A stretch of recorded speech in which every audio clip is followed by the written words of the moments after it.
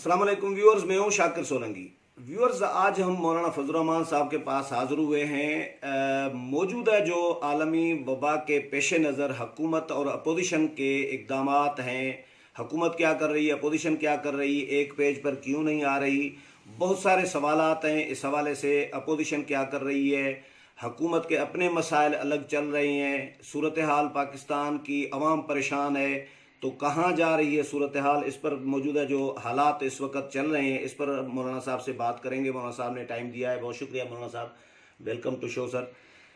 Sir, पहला सवाल ये करूँगा कि हुकूमत और अपोजिशन, मौजूदा जो हालात बने हुए हैं इस वक्त, तमाम इदारे बंद हैं, बड़े बड़े इज्तिमात, नमाज़ों के इज्तिमात, जुम्मे के इज्तिमात, सारा कुछ निज़ाम एक रुका हुआ है। तो ऐसे हालात में अपोजिशन और हुकूमत को मुत्तहिद होकर मुश्तरका एक कौमी हिकमत अमली इत्तफाक राय से इसका मुकाबला करना चाहिए, जो नज़र नहीं आ रहा। फॉल्ट कहाँ पर है? बिस्मिल्लाहिर्रहमानिर्रहीम। देखिए, हमने हमेशा इस मसले को एक आलमी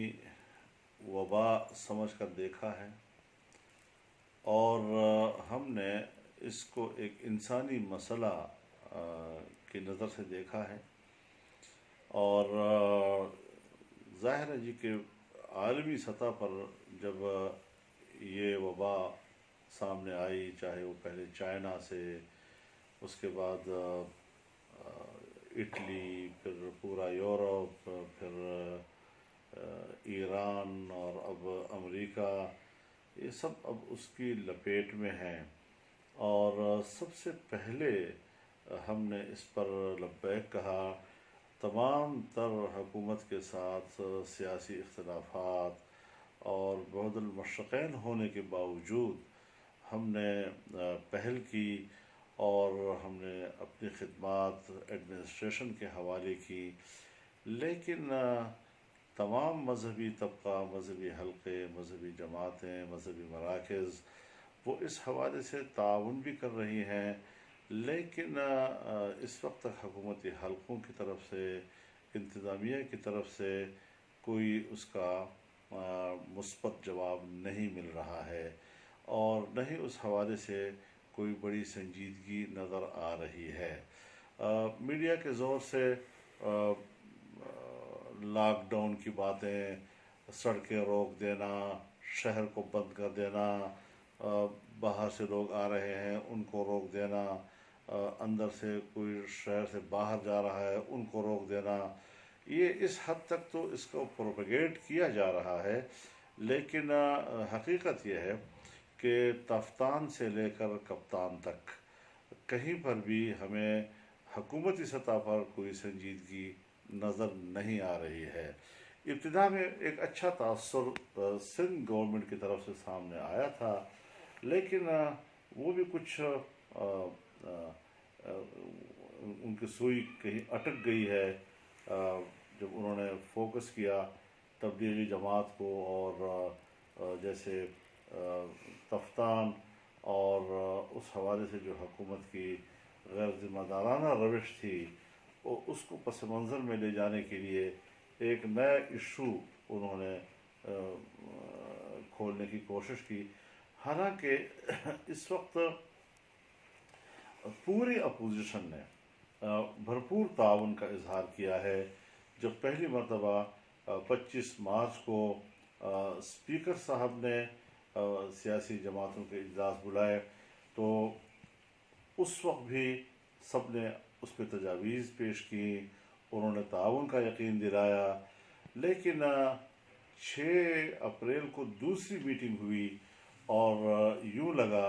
कि जैसे 25 मार्च की मीटिंग का कोई रिकॉर्ड ही नहीं है, कोई उसकी मिनट्स ही नहीं है, कोई तजावीज़ जो है उस हवाले से जैसे सुनी ही नहीं गई हों, और अब दोबारा ये तय किया गया है कि एक और मीटिंग बुलाई जाए। अब इतना अरसा गुजर गया है कि हमारे यहाँ यानी जनवरी से इनको इदराक है और फरवरी में बाकायदा यहाँ पर इस वबा की वजह से मय्यत हुई है और आज मार्च गुजर गया है और अप्रैल में हम जा रहे हैं। اور اس وقت تک کسی سطح پر حکومت اپوزیشن کے ساتھ سنجیدگی کے ساتھ معاملات کرنے، ان کی بات کو سننے، ان کی تجاویز کو سننے، ان کو اکوموڈیٹ کرنے کے لیے عملاً تیار نہیں ہو رہی، صرف لوگوں کو دکھاوے کے لیے کہ دیکھیے ہم سیاسی لوگوں کو بلا رہے ہیں اور ان کے ساتھ ہم بات کر رہے ہیں۔ اس سے زیادہ کسی قسم کی کوئی دلچسپی کسی سطح پہ ہمیں نظر نہیں آ رہی ہے۔ اور پھر اس حوالے سے جو انتظامات ہیں، کوئی قرنطینہ ملک میں نہیں ہے۔ آپ نے سب کو منتقل کر دیا ہے یہ قرنطینہ ہسپتالوں کو، چنانچہ ہسپتالوں میں او پی ڈیز آپ نے بند کر دی ہیں، صرف ایمرجنسیز کھلی ہوئی ہیں۔ ہمارے ایک بڑے محترم جج صاحب، وہ اپنے مریض کو ہسپتال لے جانے کے لیے، تو وہاں کوئی او پی ڈی نہیں ہے، کوئی ڈاکٹر ہی نہیں ہے، کوئی متبادل نظام ہی نہیں ہے، اور ان کو ہم نے قرنطینہ قرار دیتے ہوئے ان کو عوامی وبا سے متاثر لوگ جو ہیں ان کے لیے ایک مرکز کے طور پر ہم نے بنایا ہے۔ تو یہ ساری چیزیں جو ہیں یہ ان لوگوں کی غیر سنجیدگی کی علامت ہیں، اور میرے خیال میں جو یونائٹڈ نیشن کا conference of trade and developments کا ادارہ ہے ان کا، انہوں نے پوری دنیا میں افریقی ممالک، ارجنٹینا اور اس کے ساتھ پاکستان کی بھی نشاندہی کی ہے کہ اس کی معیشت جو ہے وہ بالکل زبونحالی کی طرف جا رہی ہے، اور کسی قسم کی وہاں پر جو صورتحال ہے اس سے نمٹنے کے لیے حکومت کے پاس صلاحیت اور استعداد موجود نہیں ہے، نہ کوئی ایسے اقدامات موجود ہیں۔ تو ایسی صورتحال میں ہم انتہائی تشویش کا شکار ہے کہ اس ملک میں ہو کیا رہا ہے، اور اپنی کمزوریوں کو چھپانے کے لیے نت نئی چیزیں اٹھائی جا رہی ہیں اور اس پر پھر میڈیا کو مصروف کیا جا رہا ہے۔ تو یہ ساری وہ چیزیں ہیں کہ جس کی بنیاد پر میں بڑے وضاحت کے ساتھ کہہ سکتا ہوں کہ سیاست سے بالا تر ہو کر اگر میں سوچوں تو اس وقت تک مجھے یہ نظر آ رہا ہے کہ ہمارے حکمرانوں کے ایوان ہائے اقتدار میں کچھ اقتدار کی چپقلش شروع ہو چکی ہے، اور تمام تر ان کی نظریں آج اس اپنے داخلی چپقلش پہ مرکوز ہیں، اور ان کو کوئی پرواہ نہیں ہے کہ ملک میں کیا ہو رہا ہے، عوام کس مشکل سے دوچار ہیں، اور کس طرح عوام اس ساری صورتحال سے عہدہ برا ہو رہا ہے۔ مولانا یہ فرمائیں کہ حکومت اپوزیشن کی تجاویز ماننے کے لیے تیار نہیں ہے، اسپیکر اپنے طور پر جو کوشش کر رہے ہیں، اپوزیشن جماعتیں، آپ کی شہباز شریف کے ساتھ بھی کچھ دن پہلے اس پر مشاورت ہوئی تھی کہ جانا چاہیے یا نہیں جانا چاہیے، آپ کو جو ہم سمجھ رہے ہیں یا آپ بھی سمجھ رہے ہیں کہ حکومت اپوزیشن کی تجاویز ماننے کے لیے تیار نہیں ہے، اسپیکر چاہے بھیجیں بھی صحیح، تو جب حکومت اہمیت نہیں دے گی تو ایسی پارلیمانی کمیٹی میں اپوزیشن کے جانے کا کوئی فائدہ ہے قوم کو؟ دیکھیے، میرے نزدیک تو کوئی فائدہ نہیں ہے، اور میں نے اپنے اس نقطہ نظر سے اپوزیشن کی قیادت کو بھی آگاہ کیا ہے، لیکن شاید سب کی ایک سوچ ہے کہ یہاں ہمیں ذرا معمول کی سیاست سے ہٹ کر اپنے رویوں کا اظہار کرنا ہوگا، اور اسی بنیاد پر نہ چاہتے ہوئے بھی اور اس بات کا پورا ادراک رکھتے ہوئے بھی کہ حکومت اس قسم کی پوری اہلیت سے محروم ہے، سنجیدگی سے ہی سرے سے محروم ہے، اس کے باوجود ہم کہتے ہیں کہ ہمیں یہ دلیل دنیا کو نہیں دینی چاہیے کہ ہم کہیں خدا نخواستہ حزب اقتدار اور حزب اختلاف اور حکومت کے خلاف حزب اختلاف کے موقف اسی پہ ہماری سوئی اٹکی ہوئی ہے، اور ہم اس سے اوپر سوچ نہیں سکتے۔ ہم نے بڑی کھلی نظر سے سوچا ہے، کھلے سینے کے ساتھ ہم نے سوچا ہے، وسیع الظرفی کے ساتھ ہم نے سوچا ہے، اور اسی وجہ سے ہم اور ہماری تنظیمیں اور ان کے ورکرز وہ پورے گلی کوچے میں اس وقت مصروف ہیں، اور سب لوگ اپنی اپنی بساط کے مطابق غریب لوگوں کی مدد کر رہے مولانا ہیں۔ یہ جو ٹائیگر فورس عمران خان صاحب نے بنایا ہے، بطور چیئرمین پی ٹی آئی اگر ٹائیگر فورس بنائیں گے تو اس میں جے یو آئی، پیپلز پارٹی، نون لیگ، جماعت اسلامی یا کسی بھی جماعت سے تعلق رکھنے والا یا ان کا ہمدرد شخص کیوں جائے گا؟ جب نہیں جائے گا تو پی ٹی آئی کے لوگ بھرتی ہوں گے، اور پی ٹی آئی کے لوگ پھر اپنے لوگوں میں بانٹیں گے، تو یہ اس میں شفافیت کتنی رہے گی آپ کے خیال اسی میں؟ وجہ سے اپوزیشن نے ٹائیگر فورس کو مسترد کر دیا ہے کہ اگر ایک پارٹی اور وہ صرف اپنے ورکروں پر مشتمل ایک فورس تشکیل دے گی تو ظاہر ہے کہ پھر اس کی تقسیم پر انگلیاں اٹھیں گی. اور چونکہ ہم ایک بات کہہ چکے ہیں کہ ایک تو سرکار کی سطح پر یا کپتان کی سطح پر کسی قسم کا کوئی ایسی فورس جس کو ایک خاص پارٹی یا شخصیت کی طرف منسوب کیا جائے گا اور وسائل اس کے اوپر سرکار کے خرچ ہوں گے، عوام کے عطیات جو ہیں وہ ان کی وساست سے لوگوں تک پہنچیں گے، جس پر کبھی بھی اعتماد نہیں کیا جا سکتا. پھر ہم نے یہ بھی کہا ہے کہ جتنا بھی ریلیف فنڈ ہے اور ریلیف کا جو کام ہے اس کے لیے پارلیمانی سطح پر ایک نگران کمیٹی ہونی چاہیے، لیکن اس کے لیے بھی یہ لوگ آنے کے لیے تیار نہیں ہیں. تو مولانا جو یوٹیلٹیز آپ کی ایک شکایت رہی ہے، شہباز شریف کے ساتھ بھی آپ نے یہ شیئر کی تھی کہ یوٹیلٹی سٹورز پر لوگوں کو امداد بانٹنے کے لیے، یعنی جو سامان اپوزیشن جماعتیں لینے جا رہی ہیں تو ان کو سامان نہیں مل رہا، پی ٹی آئی کے لوگوں کو مل رہا ہے، تو یہ ایسا کچھ مطلب لوگوں کی بات میں نہیں کر رہا، لوگوں کی بات اپنی جگہ پر ہے، لیکن سوال یہ ہے کہ عوام کے نمائندے ہیں، ہماری پارٹی کے قومی یا صوبائی اسمبلی کے ممبران ہیں، وہ لوگوں میں راشن تقسیم کرنے کے لیے جب جاتے ہیں تو خریداری وہ یوٹیلٹی سٹور سے کرتے ہیں کہ اس میں ذرا سستے ریٹ کے اوپر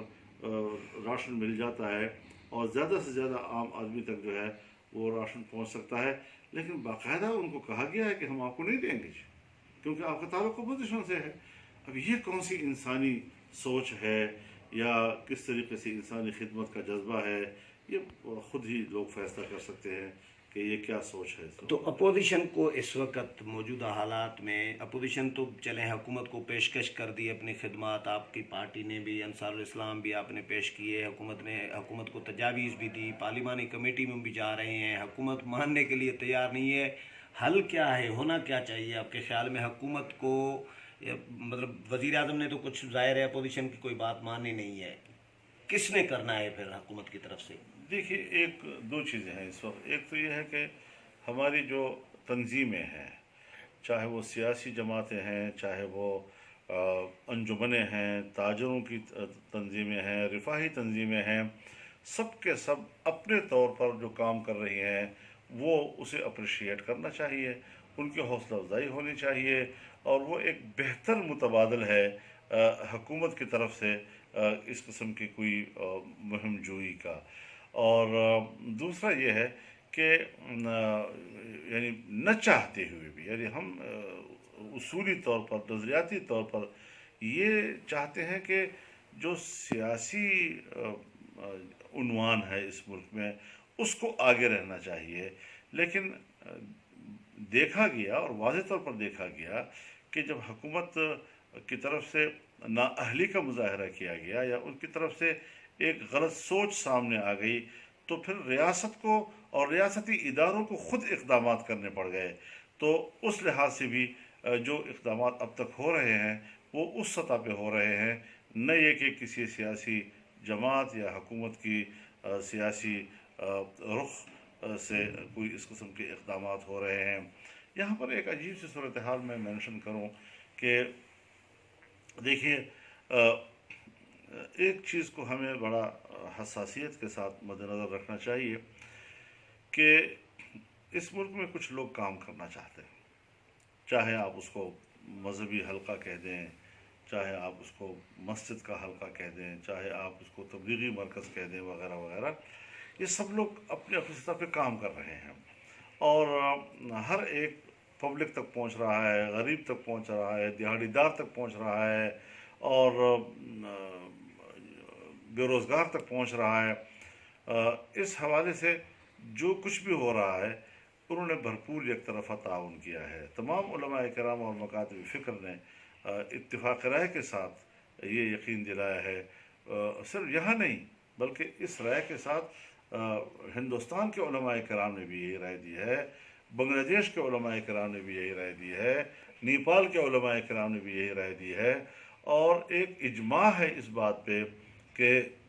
مساجد کو آباد رکھا جائے، یعنی مساجد میں صرف اذان ہو، 5 وقتہ امامت ہو اور ریاست جتنی رہنمائی کرے، 5 آدمی جمع ہوں، 10 آدمی جمع ہوں، کتنے فاصلے کے ساتھ کھڑے ہو کر وہ نماز پڑھیں، اور باقی عوام اگر کچھ عرصے تک گھروں میں رہیں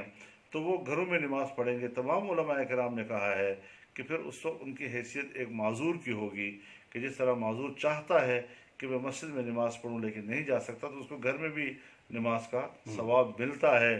تو اس لحاظ سے ایک اجماع، ایک اتفاق رائے سامنے آیا ہے، لیکن اس کے باوجود ہم دیکھ رہے ہیں کہ تجارتی مراکز، وہ چھوٹے لیول کے جو چھوٹے بازار ہیں وہ کھلے ہوئے ہیں، وہاں پبلک کا رش ہے، بینکوں کے اوپر پبلک کا رش ہے، اور اسی طریقے سے جو مختلف سبزی منڈی ہے وہاں پر پبلک کا رش ہوتا ہے، میڈیا آفیسز ہیں ان کے ہاں بڑا ایک رش ہوتا ہے۔ اتنے زیادہ مراکز اس وقت پاکستان کے اندر ہیں جہاں پبلک اکٹھی ہوتی ہے، اور وہاں ایک دوسرے سے مرض کے منتقل ہونے کے احتمالات موجود ہوتے ہیں،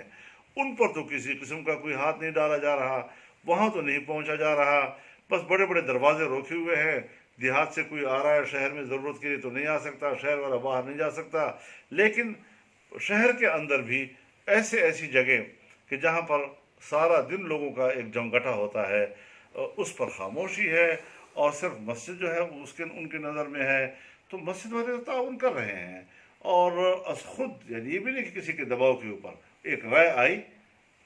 ڈاکٹرز کی، اطباء کی، ماہرین کی رائے آئی، ریاستوں نے ان کی رائے کو قبول کیا، انہوں نے پبلک مقامات میں لوگوں کے اجتماع کو کہا کہ وہ مناسب نہیں ہے اس مرض کی وجہ سے، تو سب نے کہا کہ لبیک، ٹھیک، کوئی مزاحمت نہیں ہے، کوئی جھگڑا نہیں ہے اس کے اوپر۔ مختلف لوگوں کے اپنی اپنی آراء آتی رہتی ہوں گی، آراء کو چھوڑیے، عمل درآمد کے لیے جو اتھینٹک قسم کے لوگ ہیں، مانے ہوئے لوگ ہوتے ہیں، وہ جو مکاتب فکر کی نمائندگی کرتے ہیں، ایک مذہبی حلقے کی نمائندگی کرتے ہیں، وہ سب اس بات پر متفق ہیں کہ نہیں، اس مرض کا مقابلہ کرنے کے لیے ہمیں وہ تمام احتیاطی تدابیر لینی چاہیے جس کو ہماری دنیا کی ماہرین طب جو ہیں وہ مشورہ دے رہے ہیں۔ تو ایسی صورتحال میں ہم تو تعاون کر رہے ہیں، لیکن جہاں جہاں پر پبلک کو روکنے کا عمل جو ریاست کی ذمہ داری ہے، مسجد میں بھی روکنے کی ذمہ داری ریاست کی ہے، امام صاحب کی نہیں ہے، مولوی صاحب کی نہیں ہے، لیکن سبزی منڈیوں میں، چھوٹے بازاروں میں، بینکوں میں، میڈیا ہاؤسز میں، جہاں جہاں پر رش ہے وہاں پر بھی نظر ہونی چاہیے، اور صرف مسجد پر اپنا دباؤ رکھ کر دنیا کو یہ دکھانا کہ ہم تو پبلک اجتماعات کو روک رہے ہیں، یہ شاید اس کے لیے کافی نہ ہو۔ مولانا، ریاست کی ذمہ داری اس پورے ملک میں کسی بھی شہر میں نہیں ہوا، صوبے اپنے طور پر کام کر رہے ہیں، وفاق کے کام کچھ بھی نظر نہیں آ رہا۔ چیف جسٹس آف پاکستان نے پرسوں کہا ہے ریمارکس میں کہ وفاقی حکومت میٹنگ کھیل رہی ہے، کوئی کام نہیں کر رہی۔ فافن نے یہ کہا ہے، جو free and fair election network ایک ادارہ ہے، کہ وزیر اعظم کی غیر سنجیدگی کی وجہ سے اپوزیشن اور حکومت کا ایک پیج پر نہیں آ رہی، قومی پالیسی نہیں بن رہی۔ تو وفاقی حکومت پر دباؤ آخر کون ڈالے گا؟ اپوزیشن کو وہ ماننے کے لیے تیار نہیں ہے۔ دیکھیے، میں نے پہلے بھی عرض کیا کہ یونائٹڈ نیشن کا جو CTAD ادارہ ہے اس نے بھی پاکستان کو مینشن کیا ہے، فافن نے بھی واضح طور پر کہا ہے کہ حکومت کی غیر سنجیدگی کی وجہ سے یکجہتی نہیں آ رہی ہے۔ یہ ساری چیزیں موجود ہیں اپنی جگہ پر، اور یہ ایک حقیقت ہے۔ اس کے باوجود میں نہیں سمجھتا کہ اس طرح کے غیر سنجیدہ حکمرانوں کے اس روش کی کہیں کہیں میں دیکھتا ہوں کچھ تعریف بھی لوگ کر رہے ہوتے ہیں، اس کو بڑی بہادری بھی دکھا رہے ہوتے ہیں۔ جی دیکھیے، ایک افراد کی کچھ خواہشات، مثلا میں کہہ سکتا ہوں جی کہ مسجد میں لوگوں کو ہونا چاہیے، مذہبی آدمی بھی ہوں، مذہبی کچھ حلقوں کے جذبات کے بالکل مطابق میں گفتگو کر رہا ہوں، اور حکومت بھی کہہ دے کہ جی مسجد میں لوگوں کو جانا چاہیے، اب تعریفیں شروع ہو جائیں، اس کو تو کوئی سنجیدگی نہیں کہا جاتا نا جی۔ رائے تو ہر ایک چیز پہ آ سکتی ہے، لیکن اجماعی رائے جہاں پر قائم ہو جاتی ہے اس کا ہمیں احترام کرنا چاہیے، اور کچھ وقت تکلیفوں میں گزرتا ہے اجتماعی طور پر قوم کا، اور اس حوالے سے بھی ہمیں تو باقی تو اللہ تعالیٰ سے مولانا جو ایک کرنا نیا ہے۔ ایشو ابھی آیا ہے جہانگیر ترین والا، آٹا چینی اور گندم بحران پہ جو رپورٹ آئی ہے، حکومت کریڈٹ یہ لینا چاہ رہی ہے کہ دیکھو جی ہم نے بہت بڑا کمال کیا ہے کہ رپورٹ جوں کہ تو منظر عام پر لائے ہیں، ہم نے کوئی اس میں ٹیمپرنگ نہیں کی، تو یہ کریڈٹ لے رہی ہے، تو یہ کریڈٹ واقعی حکومت کو لینا چاہیے، کوئی کارروائی بھی تو ان کو تو گرفتار کرنا چاہیے۔ کیا میں یہ مان لوں کہ عمران خان کو اس رپورٹ سے پہلے یہ علم نہیں تھا کہ جہانگیر ترین کیا ہے اور کیا کر رہا ہے، اور خسرو بختیار کیا ہے اور کیا کر رہا ہے؟ یعنی اس رپورٹ کے اندر جن لوگوں کو مینشن کیا گیا ہے، اگر اس رپورٹ ہی کو بیچ سے نکالا جائے تو کیا حکمران اپنے کچن کیبنٹ کو اور اپنے ماحول سے اتنا اندھیرا ہے اس کے اوپر کہ اس کو صرف ایک سہارا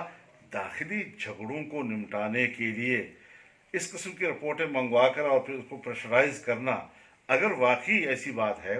تو پھر فارن فنڈنگ کیس کیوں روکا ہوا ہے؟ پھر بی آر ٹی کیوں روکا ہوا ہے؟ تو اس قسم کی چیزیں، پھر اس سے پہلے جو صوبہ خیبر پختونخوا میں انہوں نے خود ایک احتسابی کمیشن بنایا تھا، کمیشن کو بھی صاف کر دیا جی۔ کسی حد تک تو یہ ہے کہ جب وہ شکنجے میں آتے ہیں تو کمیشن ہی ختم احتساب کے، کہیں وہ بی آر ٹی جیسا فراڈ جو علامت بن گئی ہے اور تاریخ میں لکھی جائے گی کہ اربوں 100 سے زیادہ ارب روپیہ جو اس وقت اس میں صرف ہو رہا ہے،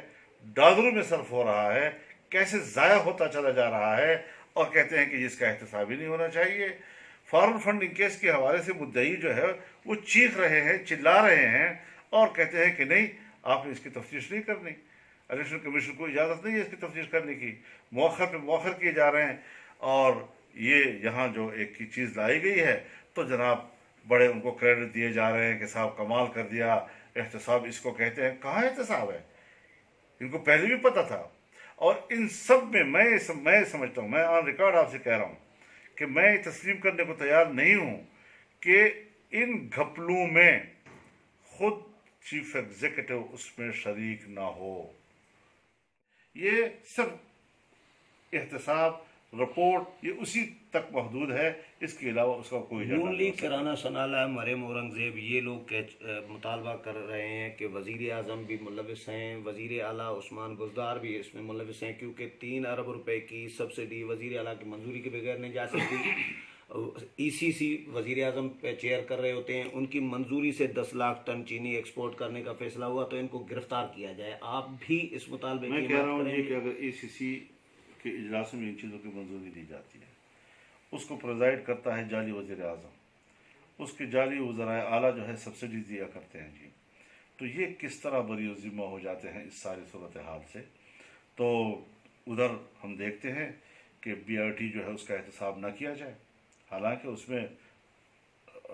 اربوں خربوں روپے جو ہے اب ڈوب رہے ہیں جی، اور ڈوب چکے ہیں اب تک جی۔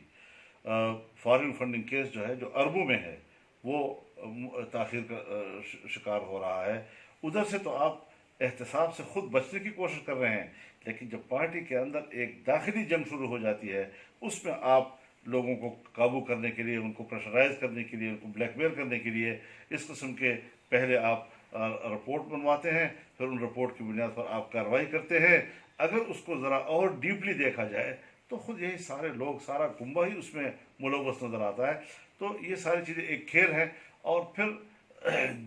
دنیا یہ دیکھ رہی ہے کہ ملک کو کیا ہو گیا، دنیا کو کیا ہو رہا ہے، انسانیت مر رہی ہے، اور یہ اقتدار کے ایوانوں میں باہمی چپراٹ میں مصروف ہیں۔ یہ چیزیں جو ہیں مولانا اس کو یہ ویسے پبلک کو اچھے نظر سے نہیں دیکھ رہی ہے۔ یہ آخری بات میں یہ پوچھوں گا، جہانگیر ترین اور یہ جو ظاہر ہے بڑے انویسٹر رہے ہیں وزیر اعظم عمران خان کے، خرچہ چلانے والے رہے ہیں،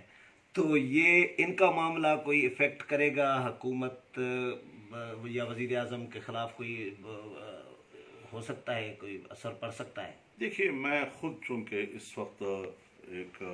پارٹی کا آپ مجھے خادم کہہ دیں، فوکس کر رہا ہوں ملک میں جو اس وقت وبائی صورتحال اختیار کی جا چکی ہے اور عام آدمی جسے سفر ہو رہا ہے، میں خود سیاسی جھگڑوں سے بالا تر ہونے کی طرف جا رہا ہوں۔ مجھے کوئی ضرورت نہیں ہے کہ میں کسی پارٹی یا حکومت کے اندر کے جھگڑوں کے اوپر تبصرے کروں، اس کے کیا نتائج نکلیں گے وغیرہ وغیرہ، نہ میرے پاس اتنا وقت ہے اور نہ میں اس پہ اپنا وقت اب صرف کرنا چاہتا ہوں۔ تو یہ چیزیں جو ہیں پبلک کے علم میں ہونے چاہیے کہ دنیا کیا کر رہی ہے